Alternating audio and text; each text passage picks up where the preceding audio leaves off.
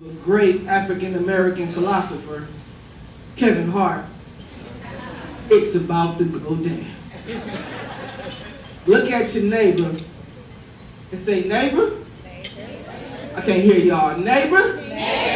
I'm going places. I don't know where just yet, but I'm going. I don't even know how, but I'm on my way. Get somebody a high five right next to you. Get somebody else a high five right next to you. I am from the Nickerson Gardens Projects in Watts. I grew up there. And I wasn't your ordinary young man. Everybody that I grew up with wanted to play sports or wanted to rap.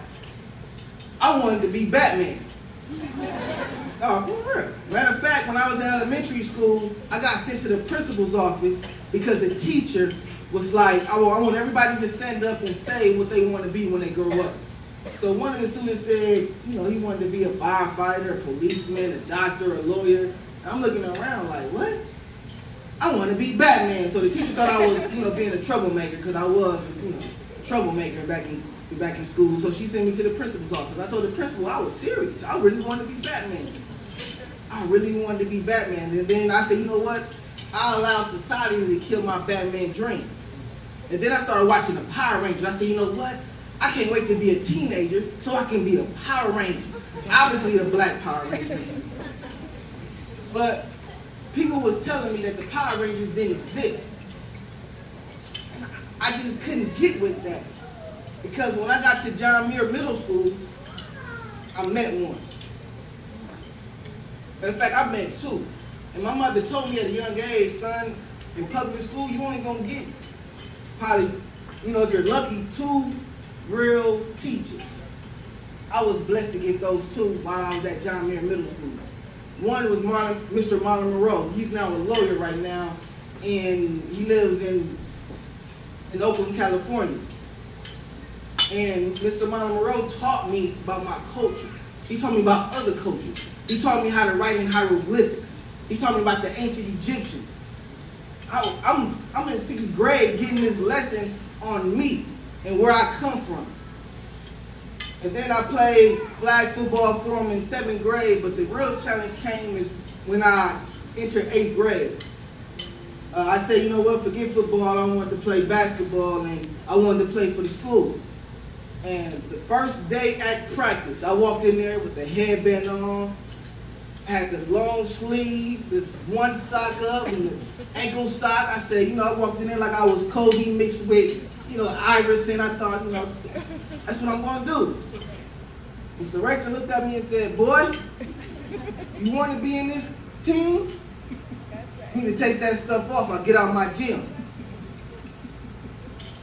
See, the old me would have been like, N-word, you got me messed up. I'm out of here. But I knew this was a challenge that I needed to do. I knew this was a challenge that I needed to face. So I said, all right. I took off my, the leg thing and the arm and the wristbands I had on. I had my 5 wristbands on. I took off my headband. He said, put the headband back on because my forehead was big. I said, cool, I get to wear my headband. But Mr. Rector taught me things that would stay within me forever. I wasn't the best on the team. I came off the bench. I was the guard, this, 2nd string guard. I came off the bench. But I knew, I said, I could be the hardest working player on this team. I knew how to hustle. I knew how to play defense. I said, I don't know how I'm going to contribute to this team because I wasn't that good. But I was going to do something. I wasn't going to do nothing. And he used to have these drills, and one of the drills that I remember is this rebound drill. He said, if you want something, you got to go get it. So he would have me and some other guards on the blocks, and he would shoot the ball and miss on purpose. And I would go diving for the ball because I said, you know what, y'all cross me over, shoot 3s in my face at practice, which I'm not gonna go get that ball before me. We usually be at practice fighting for that ball. And that's why when I got to college, I already had the endurance, already had the drive, because this was instilled in me when I was in middle school. All I had to do was continue on. All I had to do was continue on. And I'm really appreciative for everything you've done. And when you called me, I had to get here. Because he did things for me that he didn't have to do. But he saw a need in me, and he did it anyway. So for that, Mr. Rector, I'm grateful, brother. I love you, man, and I'm so happy and grateful that you entered into my life at a pivotal moment.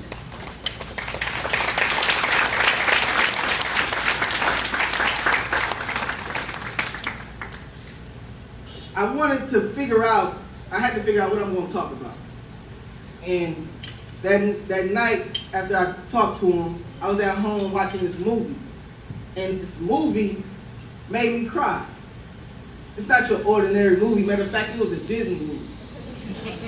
Everybody seen The Lion King? I mean, just think about The Lion King. How many of our young brothers have similar stories? I mean, we grow up without fathers. I was grateful to have my father. A lot of young men, a lot of people that I grew up with didn't have a father. Just like they said, Father's Day was just, they was confused, like, what? What's Father's Day? But, growing up in the projects, we didn't really have no father figures. We didn't have no role models. And then we were forced in the wilderness in which, we come from eating good food to eating insects. We're kings. Young man, we are kings. That's where we come from. That's where we should embody. So all the fathers in here, I want to say thank you, because you're doing things that a lot of men couldn't do. And that's to be a father to our kids. So thank you for that, fathers. Thank you so much.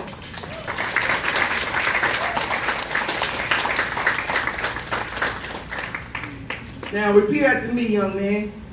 My excellence is TBA.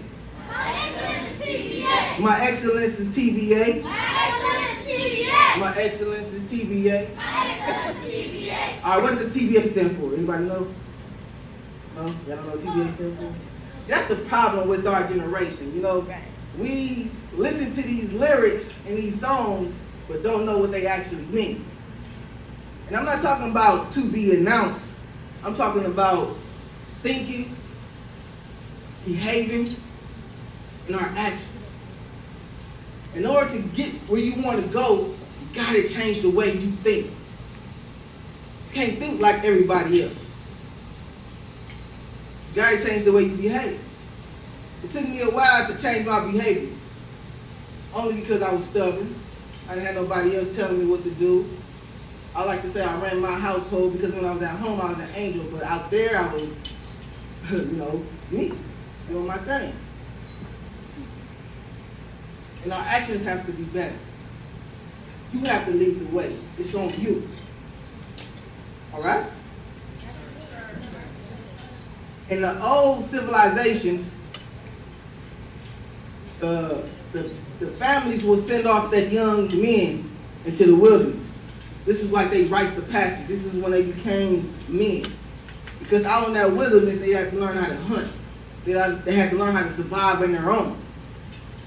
And me going off to college, I had to pick up on things quick. I didn't have no time to be playing around. I had the time to be messing with all these girls, even though I was, to be honest. I was a man in college. Keep it real. But I didn't have time to be playing around. And college was another pivotal point in my life because it changed me. When I got to college, I cut my braids off. I had braids. When I was in college, I learned about what you want to do in your life. I didn't really know. And college was sacred. When you come from the projects, college is like a sacred thing. People mention college, it's like they speaking a whole other language. What? College? What's that? Greek? Arabic? You don't understand college around here. But I was fortunate to go, and statistics say that growing up in the Nicholson Gardens projects, only 1 out of 50 young men will make it out of there. I was that one. So I had to represent. I had to go out there with a mind frame. So I'm going to get this degree, and I'm going to come back, and I'm going to be that king like Simba. And college wasn't the story. Like, because in college I did everything that you could possibly think of. I pledged, I did pageants. Yeah, I was, did pageants. I told you I was different.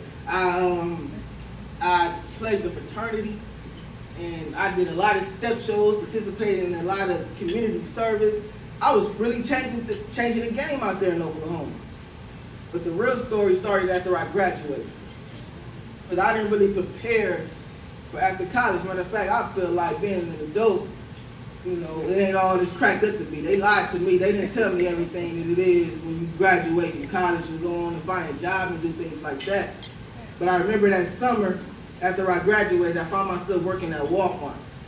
Here I am, the man on campus, did Student Government Association, pledged a fraternity, had all the ladies, did all these things just to be working at Walmart. Not only that I was working at Walmart, but the girl I was dating at the time, she left me. And the car that I was driving on my way back and forth to work broke down on me on the highway. And that was the first time I thought about killing myself. But I remember sitting in that car on a hot day in Oklahoma. It gets hot out there. And I was thinking of three things. I said, did I live up to my full potential? Did I live out my dreams? Did I do what I was here to do? I said no. So the only thing I could think of was I need to do something in which I could give back to my community so I can feel good. Because when I was in Langston, I was doing stuff for the community and it made me feel so good. And I don't know where this feeling came from. So I started step teams in Oklahoma City. And that led me to a job in which I work for a nonprofit organization in which I can, coach different step teams, mentor young men and women, and really make an impact in Oklahoma City. And it felt good. It felt good to quit Walmart and say, you know what, I'm done with this. I'm going to go live my dreams. And now I stand in front of everyone. I know y'all don't really know me, but I stand in front of everyone. I let y'all know that I'm living my dreams. I'm traveling the country. I'm speaking to different colleges. I'm speaking to different students, speaking to different crowds, and this is amazing. Langston University really took me around the country. And now I'm going around the country on my own because I'm living my dreams. And I kind of teach other people how to follow their dreams. And I would like to leave you all with things that you may need to know and understand if you want to go forth and live your dreams. Number one, know and love yourself. Self-love is the key to your salvation. When you learn how to really love yourself, everything happens. Your relationships get better. Your dreams just come true. You can expect greatness. You have to love yourself. Number two, seek your purpose. Understand that you came here on assignment. You are here to do something for the world to enjoy. You have purpose. Pay attention to the things you're good at. Like me, I was never good at sports. The only reason why I played it because they killed my Batman dream and my Power Ranger dream. So I said, you know what, ain't nothing left to do but play sports. So I wasn't really good. But I figured it out. I said, all my life, for some reason, I didn't know how to play sports, but I can talk my way out of situations. I know how to talk mess. When I used to get into fights, I used to talk as much mess as I possibly could to make the person be like, no, I don't have to fight that little guy. He crazy. Got me out of a lot of fights. Not only that I knew how to talk myself out of a situation, how to talk mess, but I knew how to take a message and really put it into somebody, really plant that seed. Just how Mr. Rector planted that seed in me. So understand that you have purpose. Give as much as possible. What you give is what you get. You got to understand, somebody said it earlier in one of those poems, like, we are all one. We are all together in this. So if I give to you, and you give to him, and you give to him, and the chain keep going on and on and on, then we all happy. We're all wealthy. We're all rich. That's why you got to give as much as you can. And dream big. Follow your dreams. Understand that you are limitless. We live in a limitless universe. Here you can do whatever it is that you want. Everything that you see is yours to have. I'm not saying steal, but I'm saying it's yours to earn, it's yours to get. You can have it. And forgive easy. You're going to get hurt. You're going to have some failures. You're going to have some setbacks. But you have to understand that those failures, those setbacks, those results that you feel like you didn't get, those are only there to help you be a better person. That's how you take good to great. Those are God's training grounds to get you where you want to go. Everything that you pray for, only how you're going to get it is when you go through adversity, when you go through ups and downs. So forgive easily and live your life to the fullest. Everywhere I go, everything I do, I'm always the loud and obnoxious one because I enjoy being me. I love me. I mean, my forehead may be big, but the ladies love it. I might be short, but never mind. Kids in here. Yeah, y'all know where I'm trying. And be happy. Number 7 is to be happy. You have to be happy. Do things that make you happy. I like to take Oklahoma don't have oceans. They don't have beaches and nothing like that. So I got to go to lakes and rivers and just sit there and listen to the river, listen to the ocean. It's soothing. It's relaxing. It makes me happy. It puts me in a place where it's like, okay, I got all these problems, all these bills I got to be paid for, but you know what? I'm still happy. They're going to get paid. When you believe in God, you know He take care of everything for you. So you really don't have to do nothing. And understand that dark things, dark times, troubles, challenges, and mistakes are only there to elevate you. It's only there to elevate you. So you can't really get mad when something happens into your life that you didn't really agree with, that you didn't like, because it's only there to elevate you, to get you better. It's only there to elevate you. And I like to leave you all with this. Anybody heard of the butterfly effect?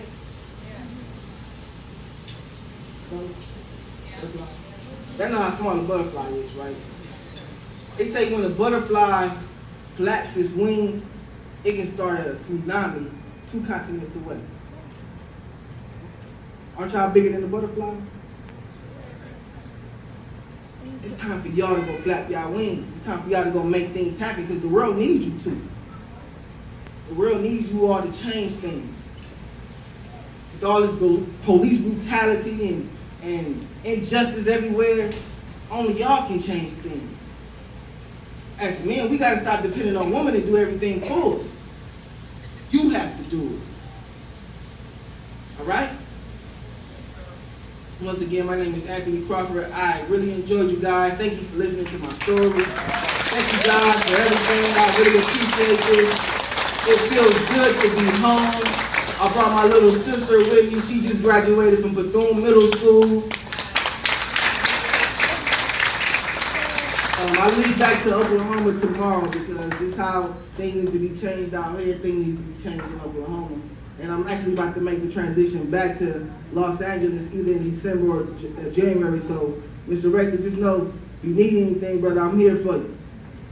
All right, thank you.